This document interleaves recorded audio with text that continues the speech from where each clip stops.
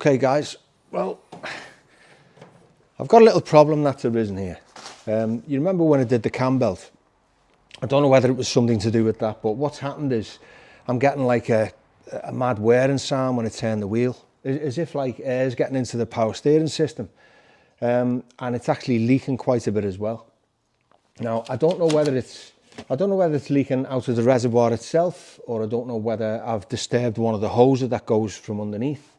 There's two hoses. There's like a short one which it's pretty inexpensive, and the reservoir itself, the bottle, is inexpensive, but the other one is basically like a crimped rubber hose which goes into a big steel pipe work at the front. So that's, I think it's 200 or 300 quid. So what I'm going to do, I'm going to start with the easy, cheaper fix, and then if that doesn't sort the problem out, then we'll go from there. If you want to just come in and have a look. There's your reservoir here.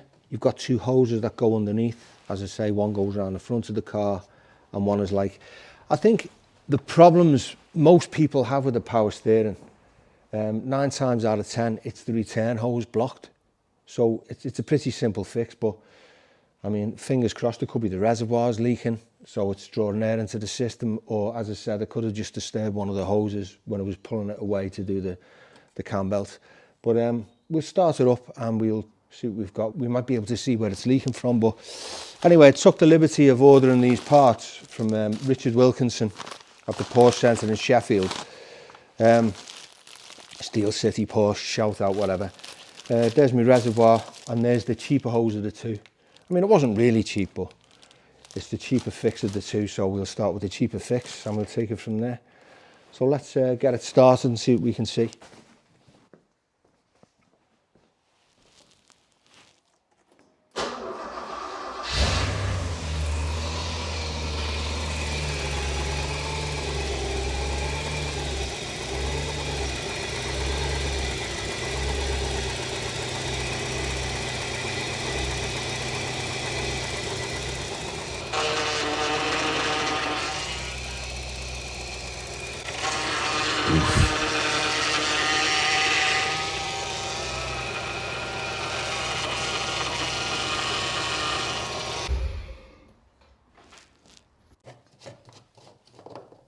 Now if you look inside here, see the way it's all foaming up?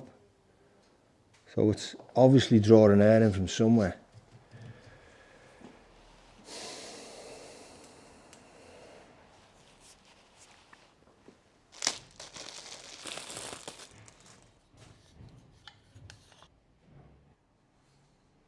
Now, if I have a look at the top on this, you see on this one, you've got a rubber seal right here that goes all the way around. It's soft, you can put your nail into it. Here, well, it's pretty flattened, but it's still there, I think, even though it's albeit a little bit hard. Could be something simple like that. You know, it's not sealing properly, but we shall see.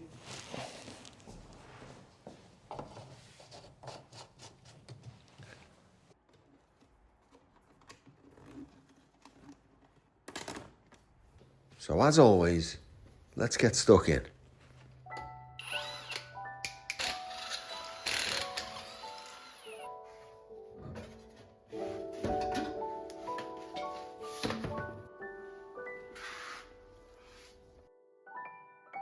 And if you look at the feed pipe down below, you can see where it's been leaking here.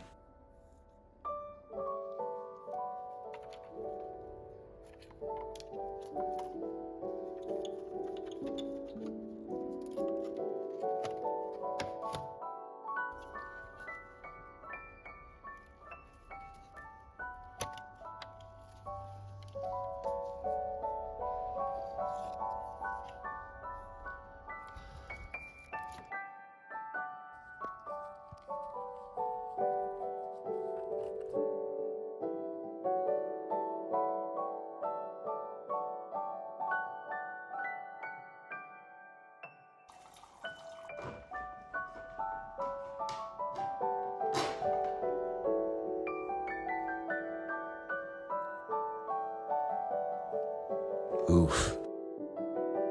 Now when you're doing this, it's always best to remove the alternator first, for ease and better accessibility. But on this occasion, well, you know I always like to do things differently.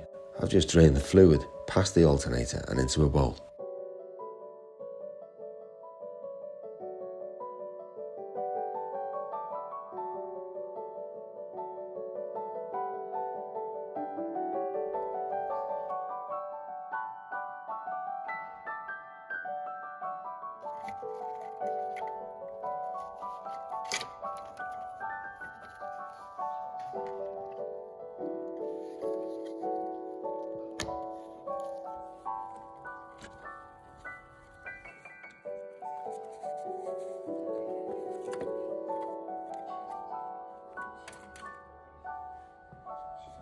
So it's out with the old and in with the new.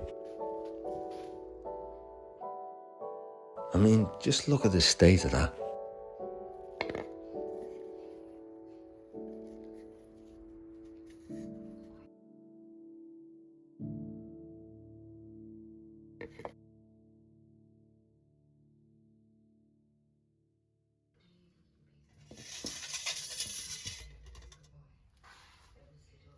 Now even though the hoses look like they've bitten the dust, the fluid looks pretty clean.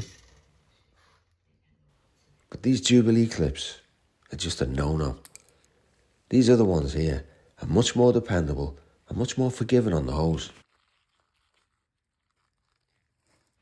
So they can go straight in the bin.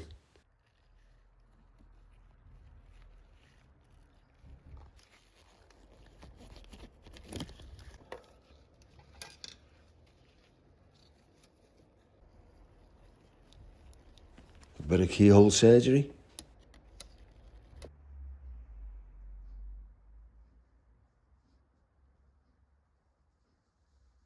And back on it goes.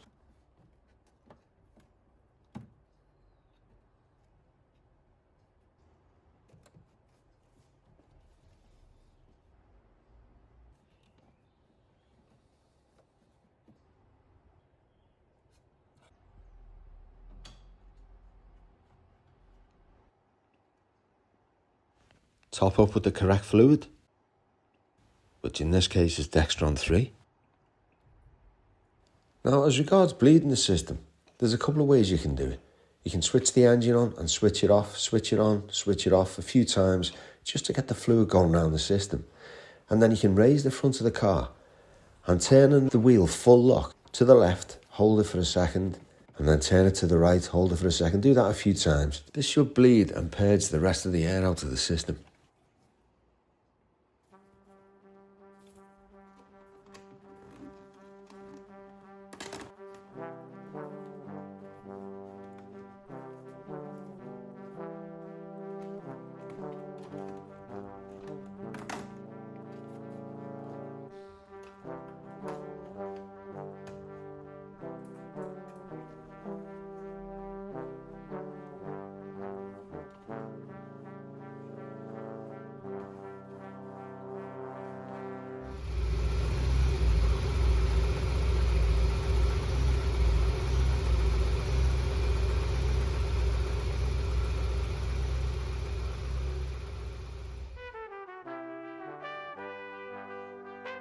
Recheck your levels.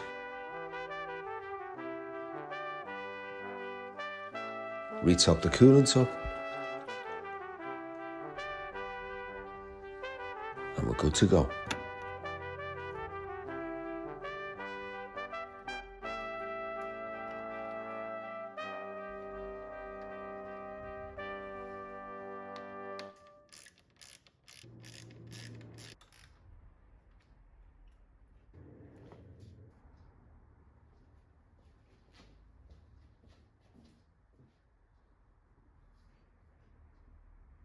Fingers crossed.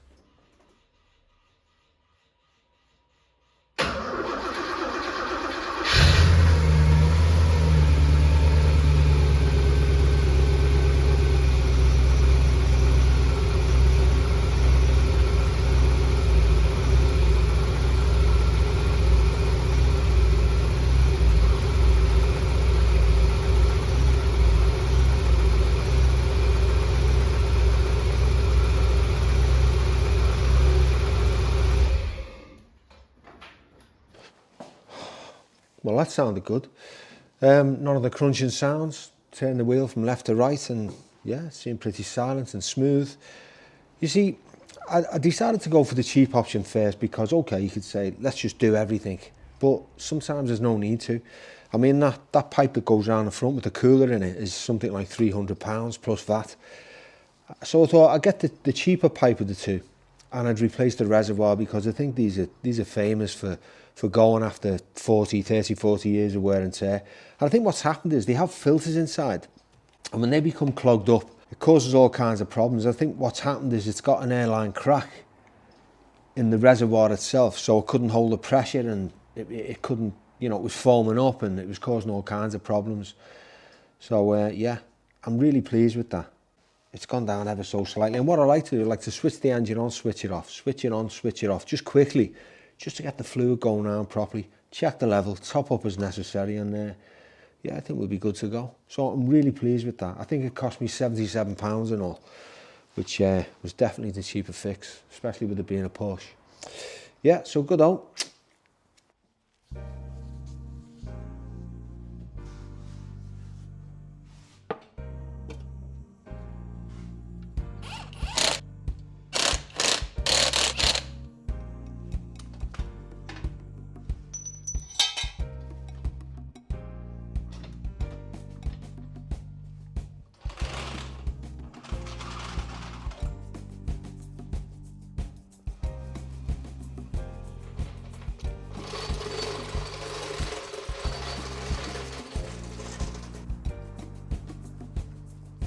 Then, out of the blue, I'm paid a visit by John Tupper, friend and CEO of IntroCar, a huge supporter of the channel since it began 2 years ago.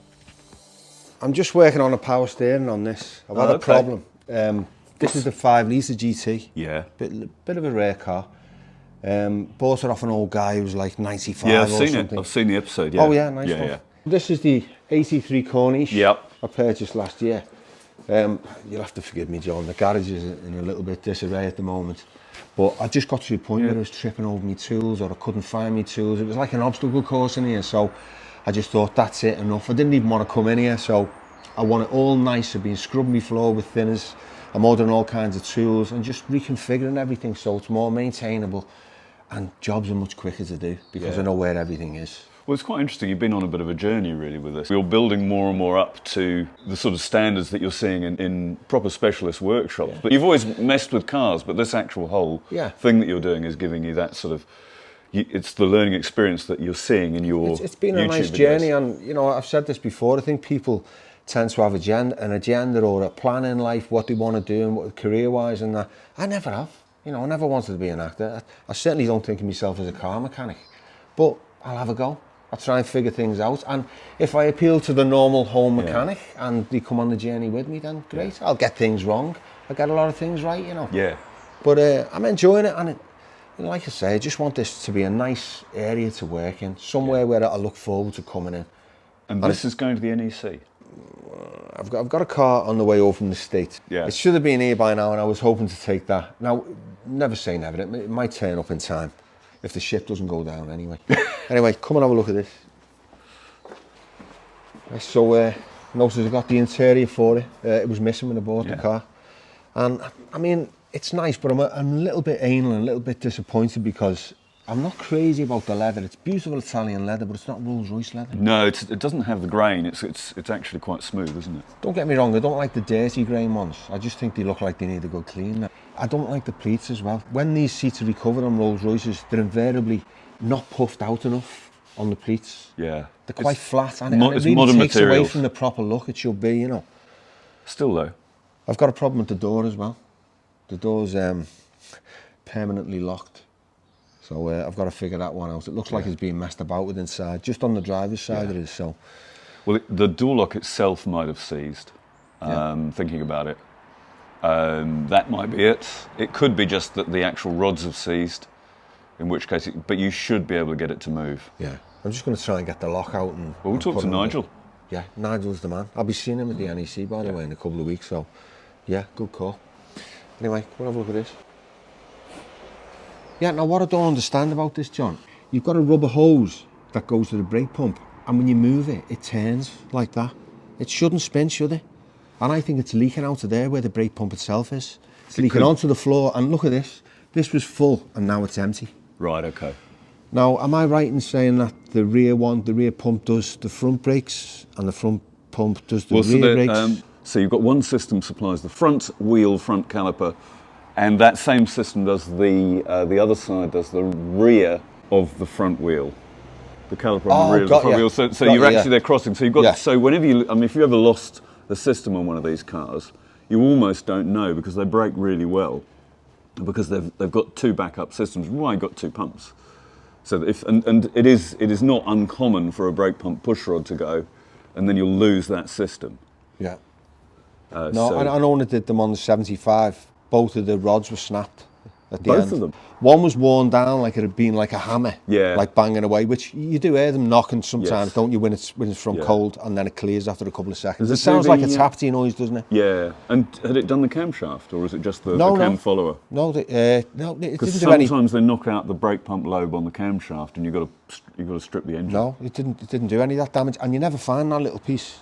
So it's gone around, probably come out in the oil, you know, but you never find it. And I'm amazed it doesn't do any damage. Well, usually you have to get in there with a magnet, and fish it out, but Just couldn't find it. But no, you'll find it. I would suggest if it's not one of the hoses, it's going to be the brake pump O-rings. Yeah. Because they're notorious for leaking. We now supply brand new pumps.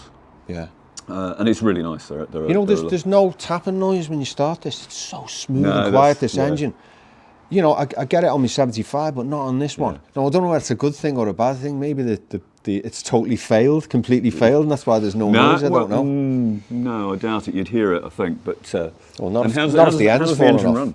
Lovely, really smooth. But I've noticed you have to get the oil pressure up on these before the petrol pump will kick in. Yeah. How weird. Yeah. And I believe that you've got no brakes when you've got no brakes on this, because there's no master cylinder, is that right? That's no master cylinder on these. So you've basically got no brakes if your brakes go, or your engine's off, you've got no brakes. Well, no, you've obviously got your hydraulic accumulators, so they'll retain pressure. So you'll still have braking on that. There won't be for long. You get a lot of pumps. Yeah, you'll get a lot of braking before they fail. You'll know about it, so it's pretty safe. I've heard so many stories when a car's come over from overseas and it's been on a transporter, and when they've tried to back it off, it's had no brakes and just gone through a wall. Well, that's probably it's got no pressure at all in the system. Yeah, because it's been sitting up on a ship for 5 weeks, whatever. Yeah, absolutely. But you should have reserve braking. Yeah. Yep. Okay, and I see you've got the bumpers down here, haven't you? Yeah. So.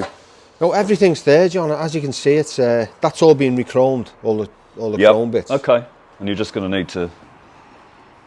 Yeah, it's damaged, isn't it? So this is the plastic insert that goes on the front, isn't it? On the front face, yeah. Front and rear is the same. It's the same part. Yeah. Although they are actually cut to length. Oh right, and you do these, yeah? We do these. What's the main problem with these? These inserts, which give the bumper face its structure, they're mild steel. Water gets in there, and they just rot. And warp and swell. Yeah, and they swell, so you can see what's happened there. Here, yeah, it happens to all of them. But we do them, and we obviously use a stainless steel insert now. Yeah. Because we know what goes wrong with them. So it doesn't rot. Well, it's one of the advantages of coming at it the second time round, is you get to see what goes wrong and fix it. You know, I was thinking about putting the chrome bumpers on this, but I actually like the quirkiness of the thick bumpers. I prefer the chrome bumpers, but if I'm going to get into all that, you'd have to replace the grille. You really do, shorter, isn't it, to take the bumper? So once you get into changing the grille and the bumpers and them, you're just into a load of mitre. But I'm quite looking forward to having I like the difference in them. I know there's only a few years. This is an 83 and that's a 75, but I'm looking forward to just keeping it original and having it as stock as possible. I quite like that. Yeah, should we look at the hood? See what you think? All right, let's have a look in here. So this can be a bit of a nest of vipers in here. Yeah, I'll take Can you lift that up? Yeah. Okay, some of it's been done. Yeah, it's had all the wood replaced, not by me. That bit there often goes, but this bit here, which has been done on your car. Yeah, I'll come round. Watch your fingers. Yeah, so It's actually, yeah, so that bit there goes, and this bit here is these are very susceptible to get to rotting out. But these have both been done. Yeah, and they've been done pretty well. There's a couple of little gaps which I'm going to have to seal up or do something with, because water ingress and all the rest of it. You just got to be careful. Mine's watertight. I can get a hose on it and everything, which is unusual for one of these. Yeah. And somebody once said to me, well, they all leaked because people who bought these cars, they just had them garaged all the time and drove them every now and then. That's bullshit. Yeah. I mean, these cars were meant to be used, and they were used. There's loads of high mileage ones of these. Well, you remember mine? It was in the boot, wasn't it? Yeah, that's right. And it was like a jigsaw puzzle. It was in pieces. I was always impressed that you got that done yourself. I was impressed. It's one of the things I'm most proud of. Yeah. I mean, it's one of them jobs you think once, never again, but never say never. Well, there you go. Well, there we go, yeah. But there's been some nice work done on this car. Yeah, I have to say, it's lovely and straight. Yeah. There needs a bit of paint correction here and there, but I'm going to change the colour anyway. Are you? What colour are you going to make it? I'd like it grey. I think it'll go nice with the black leather, with the red accents. I'll just put a red stripe down the side. It sounds gory. Wait till it's finished and then tell me what you think. Wait till it's finished, yeah. I want to put like a little modern slate on it, you know.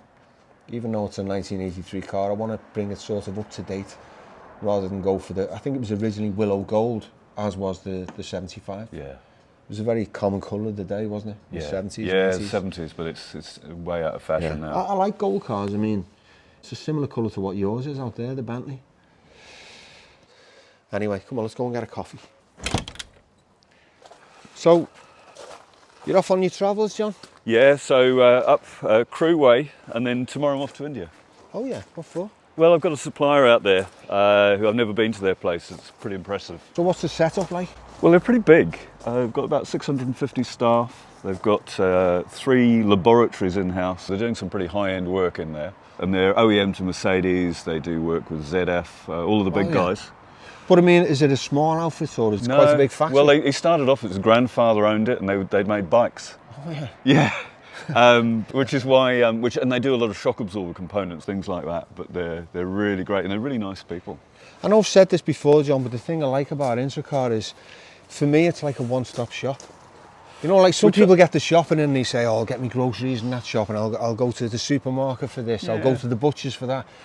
I just like getting everything from the same place. We've been around more than 30 years, so we've had a chance. We've had a bit of a run-up. And we've got a big project doing active ride shock absorbers. They're going to supply us a lot of the components. Yeah. These guys just have absolutely everything you need. They're not interested in compromise. They probably just like it because you're a small company and they know where they are with it. I think I think they understand the kind of idea of a business that's grown from a small place, because that's what they were. Yeah, that's good.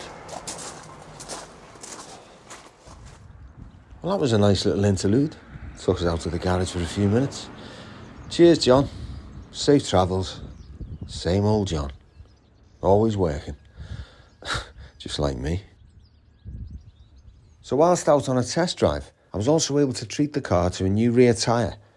Remember, I had an egg in it last week. And whilst there, I was able to use their torque wrench. And you'd be happy to know I torqued that big rear axle nut up to 322 pounds per foot. Okay, so I've just taken it out for a drive. And yeah, the steering feels really nice, but I've got a feel I'm still not got to the bottom of whatever the problem is. It all feels nice and light and fine and responsive and that, but it just feels like if I turn it to the far left, full lock, it's almost like it goes beyond its stop point. And it feels like from then on, it's sucking in a little bit of air. So there's air in the system. Eventually it works its way out. Now, I took it down to get the tracking done, literally a week before I did the cam belt on it. And I'm thinking it might have something to do with that. Maybe the stop point is being moved.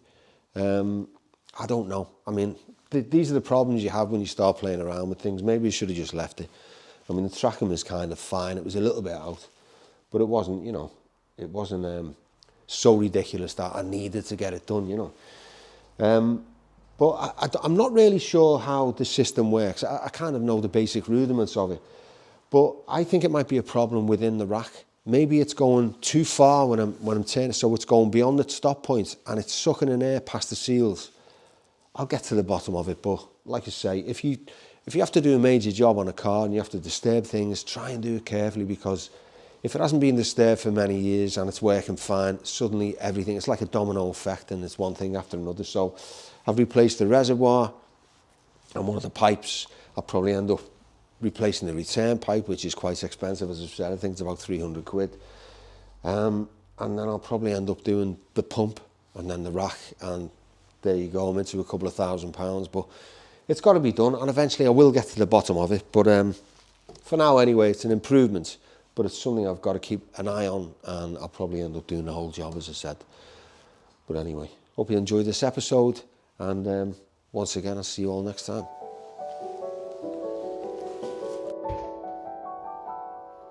So once again, the Porsche is tucked away in its nice new cover, ready for another day. Rest assured that more jobs are being ticked off that list. And if you liked what you saw today, guys, maybe pass it on to a friend. And once again, thanks for all your support.